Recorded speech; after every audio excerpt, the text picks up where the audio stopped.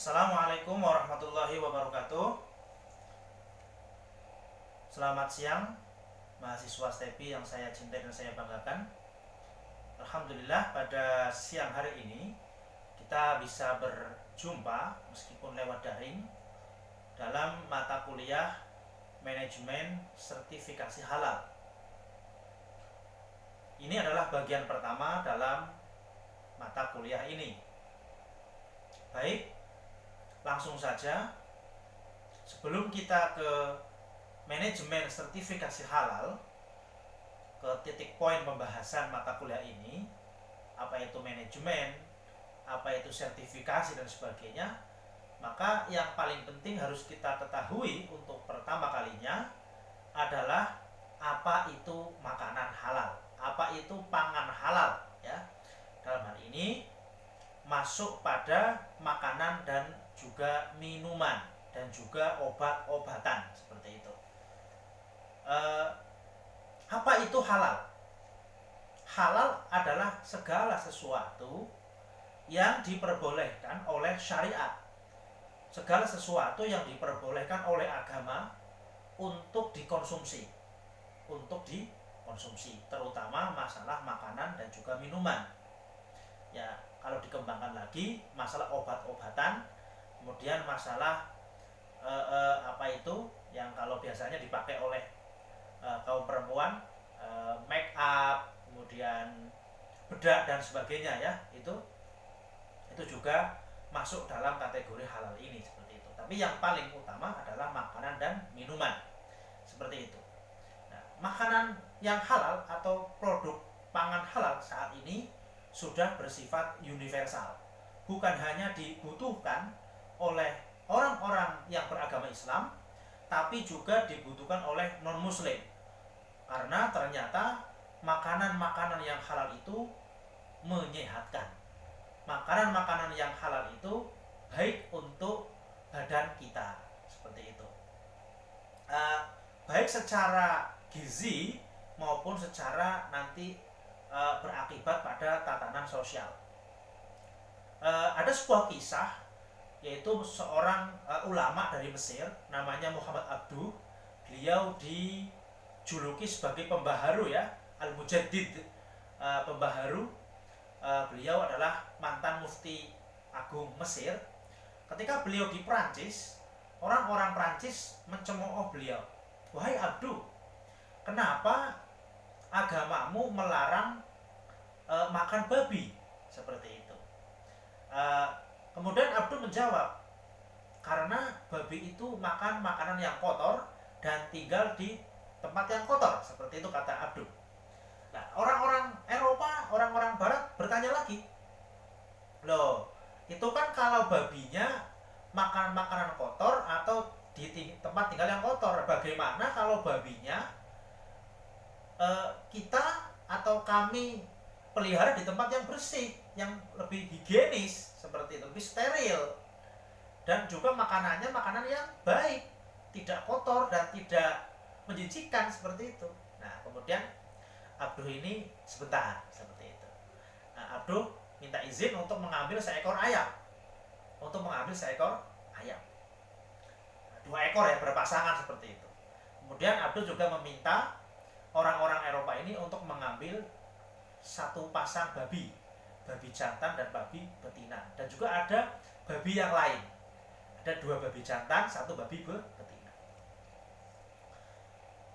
Selanjutnya Muhammad Abduh ini menampakkan atau mendemonstrasikan ayamnya. Ayamnya melakukan perkawinan, ya, kawin ayam jantan dengan ayam betina.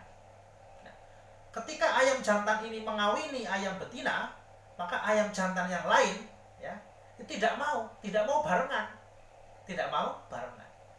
Sementara ketika seekor babi jantan menggauli atau mengawini babi betina, nah, ini babi yang lain mau barengan seperti itu, mau bertiga, mau berbagi cinta.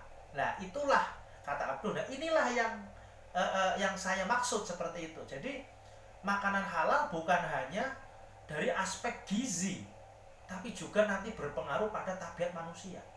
Maka kita bisa melihat bagaimana orang-orang Eropa, orang-orang non-muslim yang makan babi itu mereka terbiasa untuk melakukan sesuatu yang tidak baik seperti itu.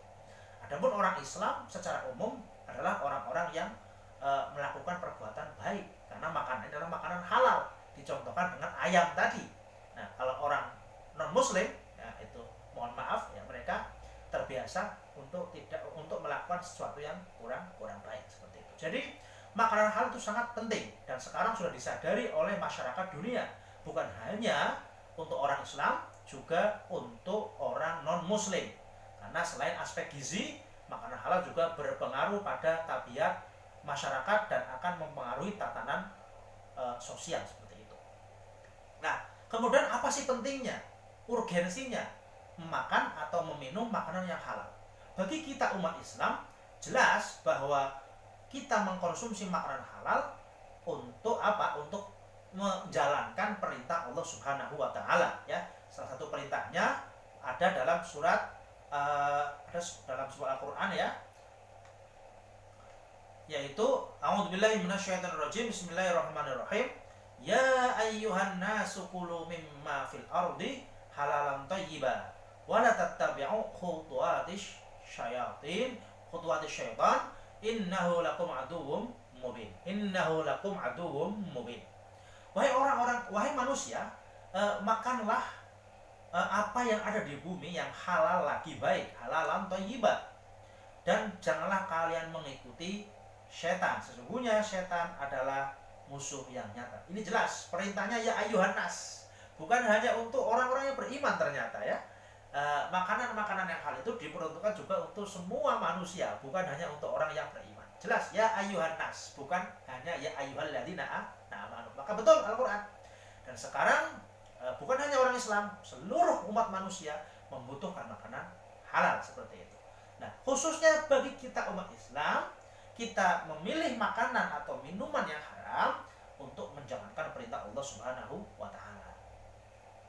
Selain itu, ada sebuah hadis ya yang menceritakan, ini dari Ibnu Abbas berkata bahwa Sa'ad bin Abi Waqqas pernah berkata kepada Rasulullah SAW, ya Rasulullah, doakanlah aku, kata Sa'ad bin Abi Waqqas, agar menjadi orang yang dikabulkan doanya oleh Allah Subhanahu wa taala. Apa jawaban Rasulullah? Wahai Sa'ad, kata Rasulullah, perbaikilah makananmu. Maksudnya, makanlah makanan yang halal. Niscaya engkau akan menjadi orang yang selalu dikabulkan doanya. Ini jelas bahwa urgensi makanan halal atau minuman halal bagi kita umat Islam adalah supaya kita diterima doanya. Kita diperintahkan oleh Allah untuk berdoa kepada Allah Subhanahu wa taala, karena hanya Allah yang bisa mengabulkan doa. Nah, bagaimana doa kita bisa dikabulkan? Salah satu caranya adalah kita makan dan minum makanan yang halal seperti itu. Maka tidak heran ketika banyak orang berdoa tapi belum dikabulkan. Nah, dilihat sendiri. Nah, ya kita melihat diri sendiri ya, bukan untuk orang lain. Ternyata makanannya bukan makanan yang halal, ternyata makanannya makanan yang haram seperti itu. Nah, kemudian almarhum Ki Haji Hasyim Muzadi ya, Ki Haji Hasyim Muzadi, mantan PBNU ya, sebelum Ki Haji Said atau Siroj ya, sebelum Kang Said, pernah berkata seperti ini. Ada banyak anaknya tokoh, anaknya orang pintar, bahkan mohon maaf, anaknya pemuka agama, anaknya profesor, anaknya dokter. Anak-anak ini beling, anak-anak ini tidak berbakti kepada orang tua, anak-anak ini menjadi sampah masyarakat. Lah kok bisa? Padahal bapaknya adalah orang-orang yang terhormat. Nah, kata beliau Ki Haji Hasyim Muzadi almarhum, karena orang tuanya mencari rezeki dengan cara yang tidak halal. Sebaliknya, ada anak petani, ada anak tukang macul, anak tukang becak, anaknya buruh, tapi dia jadi orang yang baik, yang berguna bagi masyarakat, yang tidak menjadi sampah masyarakat. Nah, ini kok bisa seperti itu? Karena Jadi betapa penting makanan halal itu untuk diri kita dan untuk masyarakat kita. Semoga kita semua mendapatkan rezeki yang halal. Allahumma amin. Semoga kita doanya dikabulkan dan semoga masyarakat kita menjadi masyarakat yang lebih baik dari sekarang ini. Allahumma amin. Cukup sekian pertemuan kita pada siang hari ini. Nanti tugasnya saya share ya di Classroom, Google Classroom, dan juga di grup WhatsApp. Wabillahi taufiq wal hidayah, wal afu minkum. Wassalamualaikum warahmatullahi wabarakatuh.